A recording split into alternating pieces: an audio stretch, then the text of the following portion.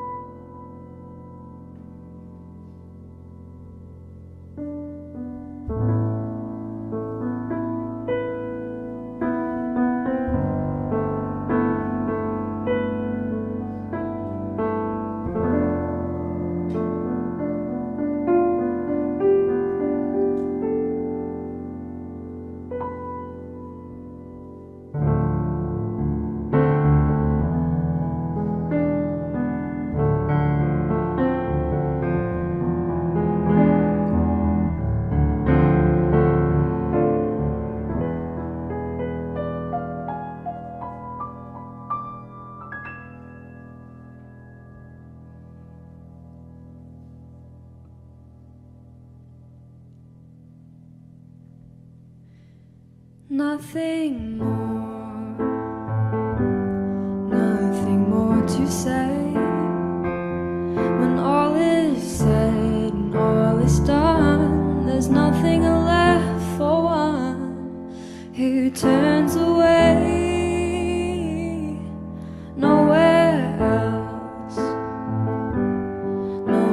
else but here. The leaving's done, the leaving's through. The past may all be true, but what does that all matter now? 'Cause there's only now, getting through this moment, getting through the hour. Only here and now, here and now, here and now, here and now, only here and now. Trying to stay cool, make sense, seeing through, moving on, or simply moving somehow in the here and now.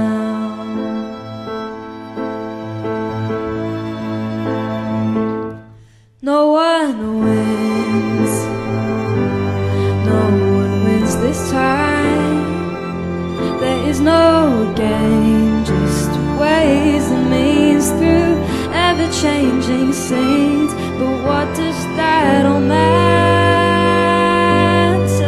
now? 'Cause there's only now, getting through this moment, getting through the hour. Only here and now, here and now, here and now, here and now, only here and now. Trying to stay cool, make sense, seeing through, moving on, or simply moving. Somehow, in the here and now.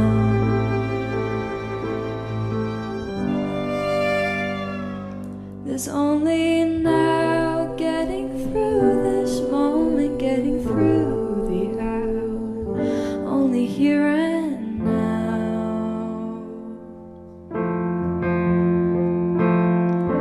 Only here and now. Trying to stay cool, make sense, seeing through and moving on, or simply moving. Somehow, in the here and now.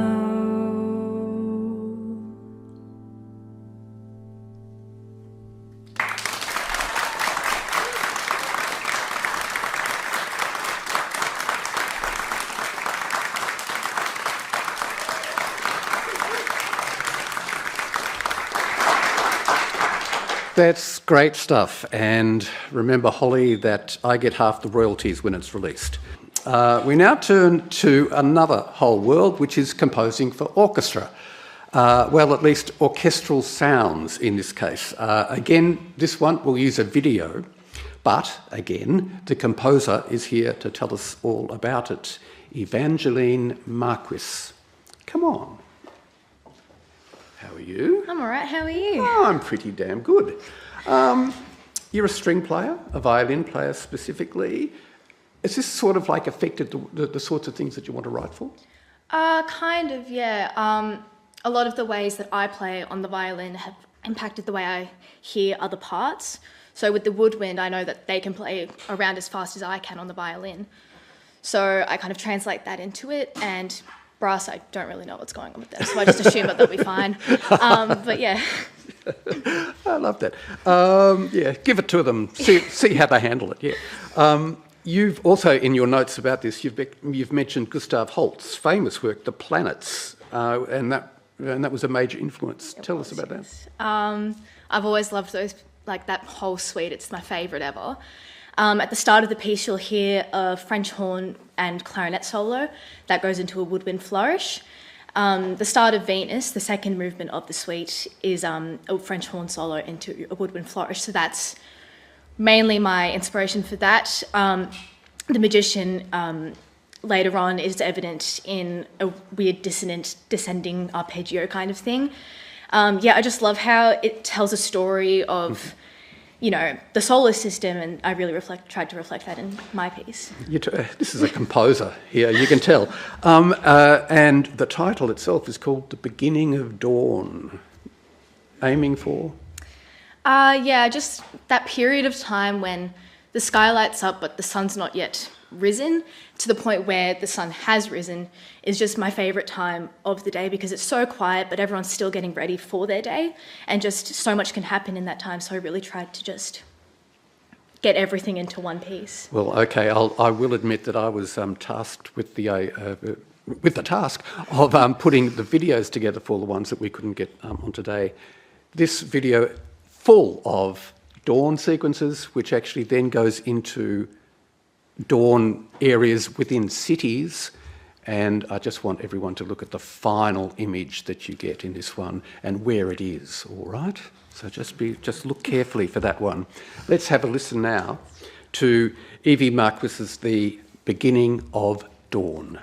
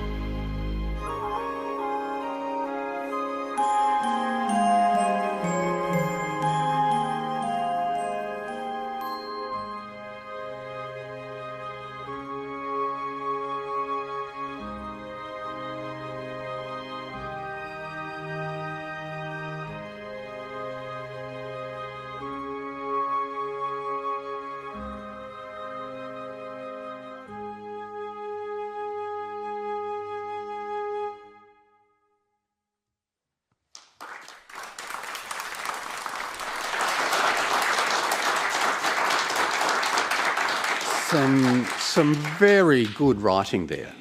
Again, we couldn't get the whole band in for the show, so we'll rely on some virtual sounds. But again, we do have the composer live, Noni McLean. Let's see what she says about this particular work. So this is the second big band piece that we've heard today.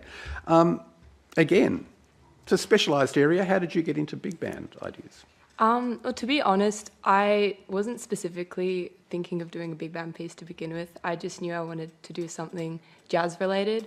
But yeah, as the piece kind of progressed and I added more instruments, it kind of just, turned into a big band. You put all those instruments into certain sections and put them together. Yeah, and this is a really interesting thing for me, is that there is a Peanuts connection. As in Peanuts, the Charles Schultz cartoon strip and cartoon. Tell us about that. I listened to a lot of the Vince Guaraldi trio, so they're the accompaniment, like they provide most of the accompaniment for the cartoon while I was writing the piece and looking for inspiration. And I really wanted initially to portray two kind of distinct emotions, which is what they do, kind of underscoring the cartoon. But this kind of morphed into portraying two distinct places instead. So the city and the countryside in the piece ended up being about a journey from the city into the countryside instead. Now, that's a real problem, you see, because, again, I put together the video for this and I'd heard that thing. The piece is called Harmony on Hume, as in the Hume Highway, right? And I just did it the other way round. All right, so there are some jazz things at the start, then there are some open road things, and then you end up in the city rather than going to the country. So I just hope you don't mind. No, that's okay. That's fine. This is then Harmony on Hume by Noni McLean. Enjoy.